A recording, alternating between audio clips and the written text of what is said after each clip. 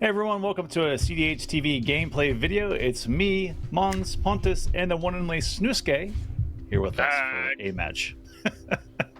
You are back. Welcome. So, in light of Vincent, aka Maratian, doing very well in the latest two Path to the Peak tournaments, I had some discussions with him about Winota and with some other peeps. And a lot of us feel like this strategy of non-combo, except for Ionia, and just kill people really fast and have efficient disruption for the current metagame is working out pretty well. Being able to put on a clock more consistently without actually needing Winota in play. Winota just makes it a lot faster, which is also why Vincent likes to call his deck Avalanche. He loves the Thopters.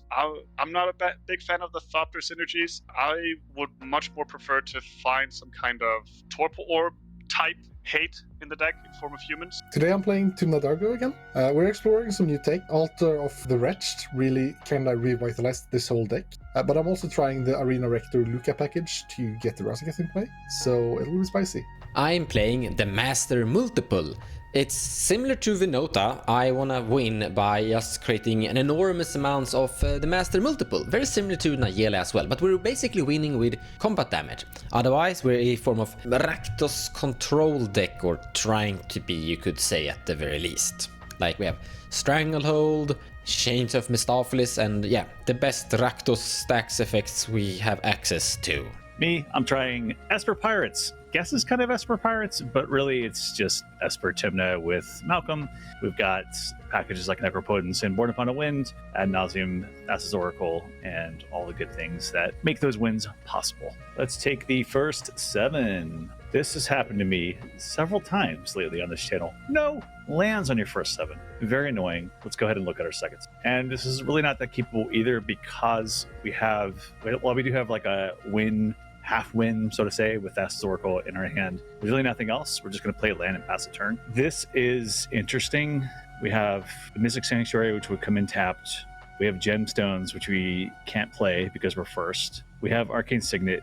I mean, even with this, we'd still wait for Draenith on turn 3. We could play Gilded Drake to steal something that comes out fast. So there is some temptation to keep this, but there's really not much else going on for this. So I'm going to try to go even faster. I'm going to go to 5. Okay, so this one really isn't even that much better, but, you know, I think we could probably pitch 2 of the lands, or probably even just capture Jinjal, because we're not going to play that for a little while. Could get an extra turn if we do it, but we got Op Agent. We've got like something we can play on turn 2, so it's really not the best, but I'm very not interested in going down to 4 in this case. So we'll go down to 7 or 5, excuse me, and we'll pitch a land and this capture of Jinjal. Go ahead, Mons. Wow, I actually really like this hand.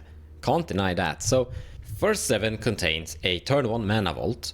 Turn 2, we can Jeska Swill, and if we're lucky enough, we might get enough mana from one of our opponents, and then just have 1 black mana from the second land drop to get Commander into play turn 2. That's exactly where we want to be with this deck. Afterwards, we have a Vamp Tutor to find whatever we might need from our entire deck. But also, we have a Reanimate. So if someone actually counterspells the Master Multiple, which feels really rare, we can actually get him back for just 1 black mana.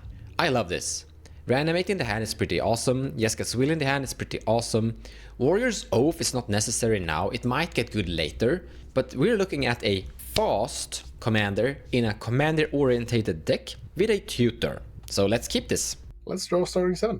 So this pod is kind of weird. So we have Snuske on just a stack deck, or yeah, a stack deck. I have Mons on a combat-centric kinda stacksy deck. I don't know his exact list. I think it's at least a lot slower. Slower in Rakdos is kind of weird though, so it's kind of inconsistent maybe. I don't actually know. And then we have Rhetoric on a good deck. So this hand is usually kind of mid, but I think just playing this out and wheeling turn 2 might be good enough. So we're developing a lot early, and we're just casting a Vamp Tutor. We're untapping with 4 mana, and that's like just too little to really do anything. But if you just Vamp for a wheel, I feel like that probably sets Snuske back a lot, unless he gets a really explosive good mulligan. Rhetoric isn't really wheel deck. He might draw into meme bet. And Mons is the only one I'm not really sure about how they play. Because usually you want to wheel against stack decks because they kind of need to scalp their starting hands to be able to combat you at all. And if I get going, there's just one blue deck to counter me. So while this isn't really a hand I would keep normally, I think it's actually good enough in this pod to keep. And we also do have the fallback that if it draws is another card they want to exile instead of Mayhem Devil, we can keep a Mayhem Devil and do like Vamp for Dockside into Mayhem Devil to just clear the board. So I think this hand has a lot of play. It's not what I would really go for, because like in this pod, just going for a turn 1, turn 2 win is really powerful, because this was just one blue deck to stop you. Though Rhetoric tends to mulligan for counter spells, so it's not as safe as it could be. But yeah, I'm keeping it for 7. It's weird, but I think it's the right call and probably works out. So let's see if my call is correct. This is pretty much the kind of setup that we want to look for. We're mostly looking for a way to get a non-human and a Winota into play as early as possible. If that doesn't work out, then we want some early disruption for the faster decks to kind of stifle their advantage. We only have one land here, and then we do also have a Chrome Mox. The Gorilla Shaman probably sets up pretty well for the following turn. If we do get another land, yeah, let's keep the first 7. That's something we get to say pretty often. Let's draw a card for turn. Land for turn is a Flooded Strand. I will tap it and pay a life. Go fetch. Finding a Scrub Land. I will tap Scrub Land for Esper Sentinel. The one blue deck at the table is happy. I pass with 4 cards in hand. I will draw a card for turn. I am going to Verdant Catacomb, sacrifice it. Finding a bad land, but it is a good land, because we can tap this good land for a mana vault. And then I pass the turn. I can't pay for Esper Sentinel. Go ahead and draw a card. Go to my turn. Land for turn will be a Polluted Delta, which I will fetch. Finding a Badlands. Casting a Chrome Mox, not paying for Esper. Chrome Mox will imprint a Mayhem Devil. I'll tap 2 to cast a Arcane Signets. And then I pass turn. Draw for turn. Play this command tower and then cast this jewel. You may draw. Alright, I will cast a Chrome Mox. Imprint a Myrel Shield of Archive, and then I will tap the Chrome Mox, crack the Jewel Daughters for a Winota. Then I will tap my command tower for a Gorilla Shaman. Alright, so there were a lot of decision points that went into this turn. I would have loved to just play the Jewel Daughters and cast the Winota right off the bat, because that lets me play around a potential Mindbreak trap. There's only one blue deck, so it's unlikely, but it's still good to play around. But the issue with that is also that I would have to play the Signal Pest, which sets up worse for destroying potential artifacts, like the Chrome Mox over on Pontus's board. And the Signal Pest is also an artifact, which further boosts the dark side that could come in from 2 of my opponents. So I decided to not play around Mindbreak Trap on this one, and just play out the Chrome Mox first, get rid of the Myrel, and then get out the Gorilla Shaman to not feed dark side too. Take my turn. Land for turn will be Ancient Tomb, Mox Diamond. I'll put the Swamp into the bin. Then I'm going to tap Scrubland and Mox Diamond for Lotho. 4 cards in hand. Pass. Draw a card for turn. Let's play a Luxury Suit. Let's tap this Mana Vault, floating a colorless mana. Casting a Jeska's Will. I'm sadly not paying for the Esper Sentinel, because I need all the manas from this. I'm going to target Rhetoric to gain 5 red mana. Then I need to tap this to get a black mana, and I will cast the Master Multiplied or something, and Lofo triggers. Here I will pass the turn. In your end step, I'll tap Arcane Signets to cast a Vampiric Tutor, not paying for Esper. I'll respond. Pay 2 life. Sack this treasure for black. Cast Opposition Agent. Good. No response to Opposition Agents. Okay, being the pirate deck that I pretend this is, I am going to steal your Ad Nauseam. Go to my sad turn. Play a Flooded Strand as land for turn. No! This pain is my favorite pain, Oh, that is so evil. but it's funny. Yeah, none of my plans are really good, but so we'll just keep it safe, not feed any of the engines on the Rhetoric's board, and just cast a Tymna and be sad. And then we'll pass turn. Draw for turn. Pontus, would you let one go past your Tymna so I can try and find something for this weird board state we got going on over there? You don't know how little I want to do that, but I think I need to let you do it. I know you need to let me do it. I hate you. You know it. You know it. I'm sorry, but I won't be swinging Winota at you. I will swing Winota at Rhetoric and Gorilla Shaman at Pontus. I have a Winota trigger. All right. 1, 2, 3, 4, 5, 6. Our top 6. There's only one choice. I mean, there's no reason to actually gain Pontus life. Wait, is this a May? No, it is not. So we didn't find anything. We didn't find shit. It's the other recruiters in May. So these are just gonna go on the bottom in a somewhat random order. No blocks. Take 4. No blocks, take 1. For 1 mana, activate Gorilla Shaman targeting the Mox Diamond from Rhetoric. Yeah, for 1 mana, I basically can destroy any 0-mana art. Okay, that happens. Cool. And then I will pass my turn. All right, let's go to our next turn. Then for turn is Command Tower, and we will then tap Command Tower for a blue, cast Fish. Yeah, I pass. Go ahead. Someone is sitting in Value Town. I am taking 1 damage from the Mana Vault and then draw a card for turn. That's hilarious. I'm gonna play a Blood Crypt and shock it into play, I guess. Then we're gonna do what this deck is supposed to do. We're going to attack with this at someone. It doesn't really matter. Okay, it kind of matters. The original is actually going at Winota, so the original will survive. But now I have more originals. I don't really know how this works, but all of you is getting a free flying at you. No blocks, take 4. No blocks. Same. Then I pass. Rakdos. Go to my turn. On tap, upkeep, draw. I will start us off by moving to combat. So it's interesting here that neither Mons or Snuskia are really caring about their life totals. And Rhetoric has a big board, but if I kill Oppo, I'm very happy. Or, yeah, I'm very happy I get land.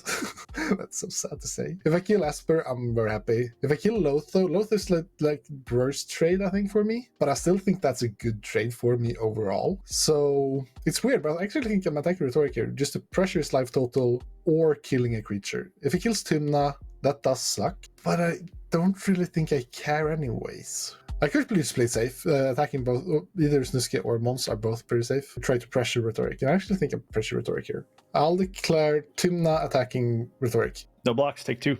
I will gain 2, post-combat, pay 1, draw 1. Okay, so here we are in a weird spot. Sadly, I would like to go for it here. I am going to go for it here. The deflecting slot makes me feel kind of safe, not completely safe. Rhetoric only has 4 cards in hand. I would assume no counter, maybe 1 counter. So I would like to just cast as much things as possible before he draws. And it's kind of weird here because I would sack Tymna here, usually, just to have 3 sacks and cast Dargo for 1 red. The problem is that if I sack Tymna, there's no point where I cast Sacrifice or Altar of the Wretched and have a commander in play. That means that I need to cast my Talisman to actually have the mana to cast Dargo. So sadly, we're giving Rhetoric 4 cards before he has 1 card in its answer, and we are giving him a treasure. But I kind of think this is one of my best windows because Snuskia hasn't destroyed my Gromox yet for some reason, and Rhetoric just needs 1 land and he wins. We're no blue players. Snuskia could have silence, I guess. I don't really know what Snuskia could have.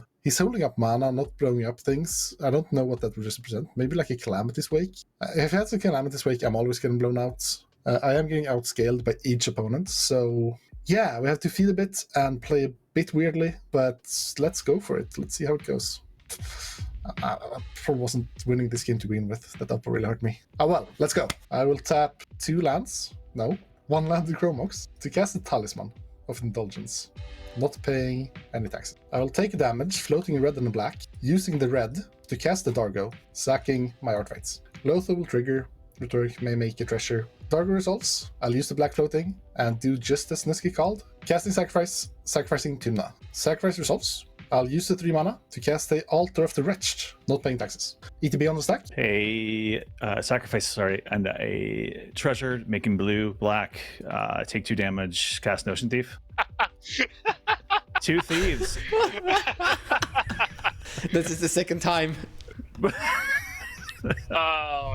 Couldn't you just have destroyed Dargo? Why do you have to gain advantage? For fun. Now he's leaving the game.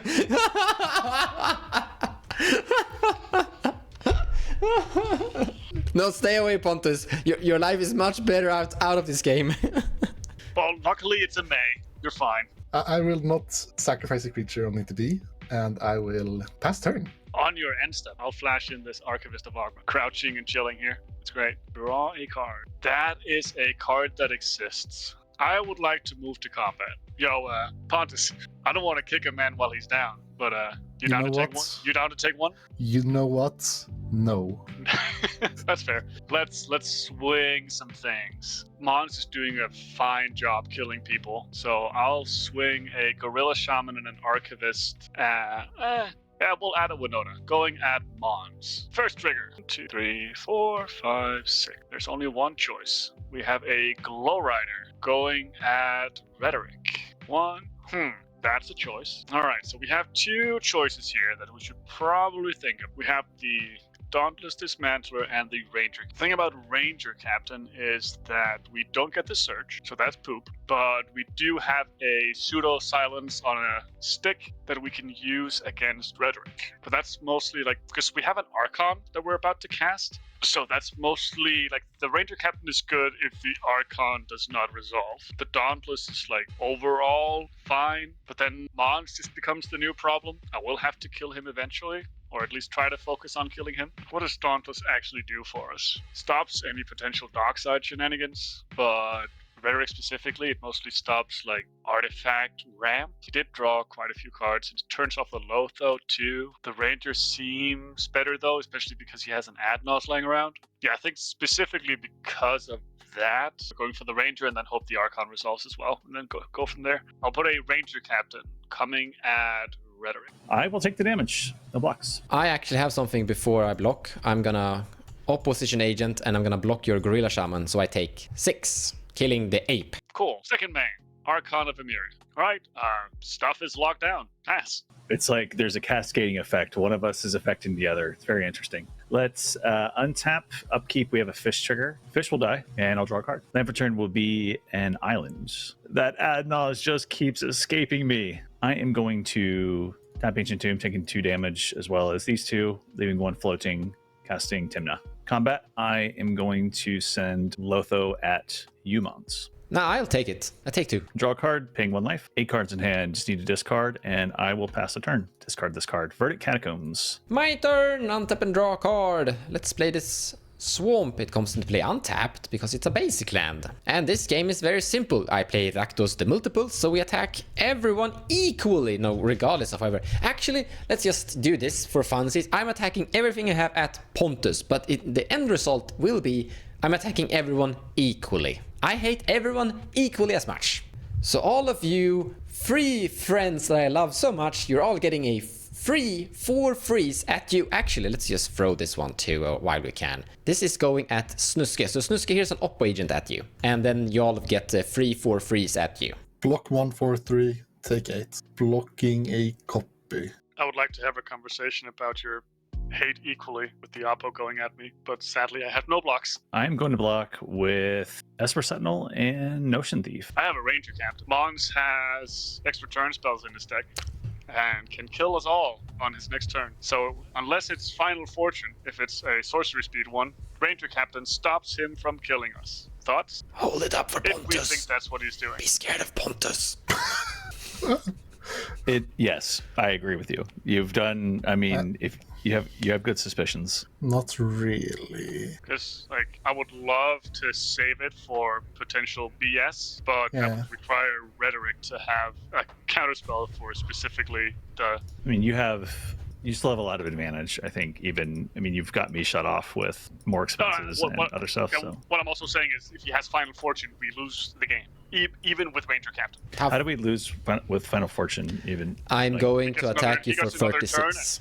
Yeah, he gets another turn and attacks us all for way more than we have life. I'm actually attacking you for exactly 40, I think, something like that. It's 7 times 4. Yeah, then I have lethal, if I have an extra turn spell in hand. Exactly, my point. But if it's Final Fortune, then attacking Ranger does nothing. How about this? So this feels like a very casual negotiation. If I have something to deal with a potential extra turn spell, he might have Tybalt's Trickery as well. If there's an Archon in play, it doesn't matter.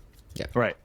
If I do, so are you going to just kill him your next turn? Are you going to also kill me? Because my thought is, if you crack Ranger Captain now, you can probably still get around and kill me anyways. I would need really good flips to kill even Mons. So yeah, I'm going to do everything in my power to kill Mons, but I currently only have 2 triggers. So that's already unlikely. Right. So he's going to be focus number 1. of course. But just in case I don't kill him, I might need stuff to try to deal with him. So, like, any counterspell from you will work, as long as it's a free counterspell, because we have a Glow Rider. Oh, I forgot about that. This whole conversation is mute. I do not have a free counterspell. I was about, I wanted to make sure that we were on the same page on that one. Kraken Ranger. All right. I have no response to the cracking of Ranger. I have no Final Fortune in my hand. Would have been awesome right now. I'm going to pass the turn here. Go to my turn. No, go to combat. So yeah, I'm in a lose-lose position. Either I don't have a blocker and I die, or I maybe just lose to Mons on tapping. So I will help put pressure on Mons and hit him for 7. Post that, I will pass turn. I'm gonna untap, and I will draw a card. That is a terrible magic. Think we're gonna have to just move to combat here. Kill him. That guy. He's a threat. He has stuff. He has Ad North. He has Ed North. All I see is you pointing at your board. So attacking Mons with everything. No, okay, sure. I take everything. Oh, we need what is this? 4, 6, 10. We need another 10 off 2 triggers. That's like Blade Historian type stuff. 2, 3, 4, 5, 6. Here's a combat celebrant. Let's go for the next trick. 1, 2, 3, 4, 5, 6. That is exactly the card I wanted to see. Look at this card. That's a Rick. Definitely choosing Lifelink. And then we'll also go with First Strike. This does also bring us up to the magical number of 4 humans. That will ultimately kill me. I did have a Warrior's Oath in my hand. Oh, That Ranger Captain was literally what saved you. I would have... I called it. Cool. I would have smacked you all into oblivion. But yeah, nice. I really didn't want to bottom the cards. I just bottomed for the Rick, by the way. But let's hope it works out. Yeah, I'm dead. Play this sad Wooded Foothill, and then I will have to pass the turn. Take my turn. Then for turn will be Underground Sea, comes in tapped. I will go to combat in attack Pontus for 2. No blocks, take 2. All right, 10 to trigger on the stack, gain 2 life. I will cast in Light and Tutor. Light and Tutor resolves, I will search. Found up, dressed down, go to the top of my library, and I'll draw that card, losing a life. With that, I pass. Go to my turn. Go to combat. Hit Snusky for 7.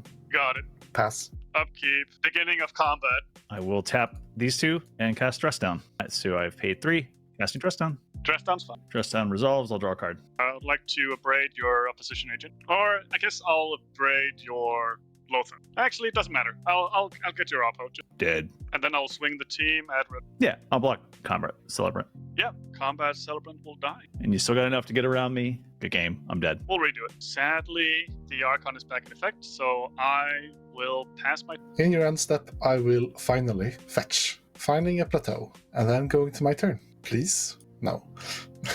Land for turn is an Arid Mesa. I will tap 2 to cast a Portable Hole as card for turn. You saw. Hit B, I will exile... No, you're Archivist.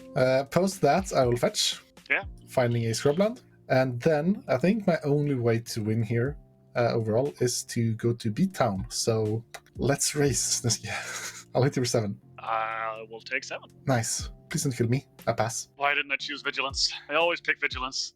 I thought I might need the first strike. Now I regret it. I will get a plateau and move to my turn. Untap. Draw. Useful card. Play a mana conflict. I'd like to tap for 5 mana and cast a Ryonia. I would like to move to combat. No effects. At the beginning of my combat, I would like to create a token of Glow Rider. I will respond by deflecting, swatting the Ronya trigger to Rick. Paying for Glow Rider. Thank you. Sure it is. I'll take it. Ryonia targets Rick instead. I'll make a copy of Rick. I will lose the original, and I will like to pick Vigilance and First Strike. Yeah, it goes away at the end step, but now I have blockers. All right, let's hope this works. I'd like to swing with Rick, Winota, Glow Rider, and Archon of Emeria. I have a single trigger. 1, 2, 3, 4, 5, 6. Only one target. Dauntless Dismantler. 15, 18 damage. You are at 3. Oh, sorry. 20 damage. You're at 1. No blocks, I'm at 1. I will lose my Rick. Go ahead. I'll go to combat. Uh-huh. I will attack you for 7. And I'm at 14 Dargo damage. You're at 14 Dargo damage. I'm so scared. I will block with all 3 of my available blockers. I will kill Winota and Glow Rider. You got it. Dargo dies. And then I pass turn. I will cast a Spirit of the Labyrinth. And then I will go to combat. And then I will make a copy of the Spirit of the Labyrinth. And attack you with the Spirit of the Labyrinth. And everything else. And kill you. I have no blocks. I am dead. So that was a fun game. Few things to talk about here. One of the Pontus is having a blast. Sorry, Snuski, carry on. One of the main things that I've talked to both Vincent and other players have played different types of decks about is who to kill first. There's this thing that we've come to expect that 20 life is like a psychological barrier for a lot of players, where as soon as they're at 20 life or below, they feel like they will die on the next turn. So they start putting all their eggs into one basket and try to wipe them. So a lot of the time, what we are trying to do is stay just above that threshold. But that also runs into this whole conversation about who to kill first as a Winota player, because you're always going to have that conversation in a game. Typical answer is always you should kill the Adnos player because they use their life total. Proper setup and putting the right lockdown stacks pieces in play. The Nos players don't really matter. The decks that matter are like the mid-range decks, the control decks, and off cringy weird decks that still work. Are you calling my deck cringy weird because I'm not a control deck here? I said cringe, I actually meant fringe. I'm sorry.